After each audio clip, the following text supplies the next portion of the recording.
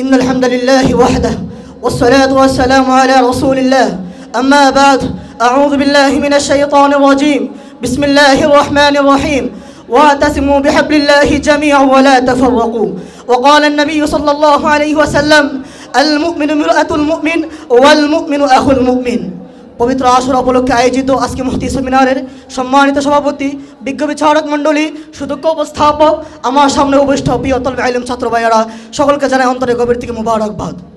মুহতারাম হাজির, আপনারা অবশ্যই অবগত আছেন আমাকে একটি বিষয় দেওয়া হয়েছে, সেটি হচ্ছে মুসলিম উম্মার ঐক্যের প্রয়োজনীয়তা।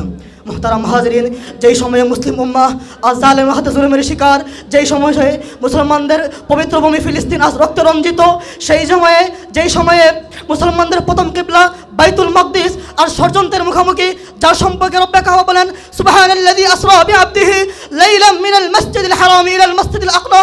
শুধু তাই নয়, যেই সময়ে মুসলিম উম্মাহ রব্বানা আখরিজনা মিন হাযিহিল ক্বরিয়াতি যালিমি আহলুহা বলে আর্তনাদ করছে, যেই সময়ে মুসলমান সন্তানেরা আইনাল আরব বলে চিৎকার করছে, সেই সময়ে মুসলিম উম্মার ঐক্যের বিষয়ে কথা বলাটা সময়ের দাবি।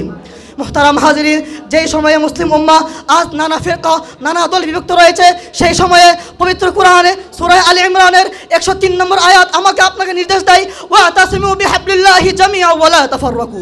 শুধু তাই নয়, সূরা হুজুরাতে রব্বে কাবা বলেন ইন্নামাল মুমিনুনা ইখওয়া। শুধু তাই নয়, রাসূল করিম সাল্লাল্লাহু আলাইহি ওয়াসাল্লাম তিরমিজি শরীফের 2305 নম্বর হাদিসে বলেন ইদুল্লাহি আলাল জামাআহ মান শাজ্জা শাজ্জা ইলান নার। আর শুধু তাই নয়, যখন ওই মুসলিম উম্মার ঐক্যের বিষয়ে ইস্যুটা আমাদের সামনে আসে, তখন মনে পড়ে যায় আবু দাউদ শরীফের 4918 নম্বর হাদিসের কথা।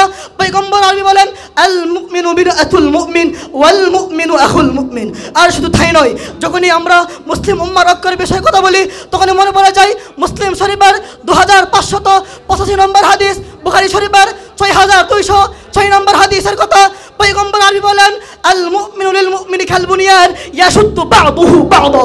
আর তাই নয়, যখনই মুসলিম উম্মার ঐক্যের বিষয়ে কথা বলি, তখনই মনে পড়ে যায় মহানবীর সেই দোয়াত্মক কণ্ঠে সেই আবেগপূর্ণ বক্তব্যের কথা। পয়গম্বর বলেন আল মুমিনুনা কারাজুলিন ওয়াহিদিন ইনস্তাকা আইনু ইনস্তাকা কুল্লু ইনস্তাকা রাসু ইনস্তাকা কুল্লু। আর এখানে সীমাবদ্ধ নয়, যখনই আমরা মুসলিম উম্মার ঐক্যের বিষয়ে কথা বলি, তখনই মনে পড়ে যায় আব্দুল্লাহ ইবনে বশিরের সেই হাদিস। রাসূলুল্লাহ সাল্লাল্লাহু আলাইহি ওয়াসাল্লাম বলেন আল জামাআ রাহমা ওয়াল ফুরকাতু আযাবুন। মুহতারাম হাজিরিন, আল্লাহ তাআলার সেই আয়াত, আল্লাহ তাআলার সেই বাণী রাসূলুল্লাহ সাল্লাল্লাহু আলাইহি ওয়াসাল্লামের হাদিসের মাধ্যমে পরিষ্কার হয়ে গেল মুসলিম উম্মার ঐক্যের প্রয়োজনীয়তা। কিন্তু আজ দুঃখের সাথে বলতে হয়, আজ অত্যন্ত বেতা নিয়ে বলতে হয়, আজ আমাদের মধ্যে ফল থাকার কারণে, আজ আমাদের মধ্যে অনৈক্য থাকার কারণে, আজ আমাদের প্রথম কিবলা বাইতুল মাকদিসকে ইহুদি জালেমরা আঁকড়ে নেওয়ার চেষ্টা করেছে। আজ আমাদের মধ্যে অনৈক্য থাকার কারণে আজ আমাদের পবিত্র ভূমি ফিলিস্তিন রক্তরঞ্জিত হয়েছে। হে মুহাম্মদ বিন কাসেমের সন্তানেরা, হে জারেক বিন জিয়াদের সন্তানেরা, ভয় পেও না, ইতিহাস লক্ষ্য করো, ইতিহাসের দিকে তাকাও। সেই মুহাম্মদ বিন কাসেম ঐক্যের মাধ্যমে 6000 বাহিনী নিয়ে সেই হিন্দুস্তানে রাজা তাহিরের মস্তককে ভেঙে খান খান করে দিয়েছিল। আমরা তো সেই মুহাম্মদ বিন কাসেমের উত্তরসূরি। হে আল হেদায়া সন্তানেরা, ভয় পেও না, মুষ্টিবদ্ধ হও। টেকনাফ থেকে তেতুলিয়া, রূপসা থেকে পাথরিয়া, মক্কা থেকে মুরকা পর্যন্ত এই আওয়াজ ছড়িয়ে দাও ইন্না হাযিহি উম্মাতুকুম উম্মাতান ওয়াহিদ। মোরা এক, ঐক্যবদ্ধ হও। ইনশাআল্লাহ পাশ্চাত্যবাদী লাল কুকুরের দল, শাহজামের রাসূল, গুস্তাখ রাসূল, দুশমনে ইসলাম, বাতিলপন্থীরা লাশ গুটিয়ে পালাতে বাধ্য হবে। ফিলিস্তিন স্বাধীন হবে, আল আকসা মুক্ত হবে।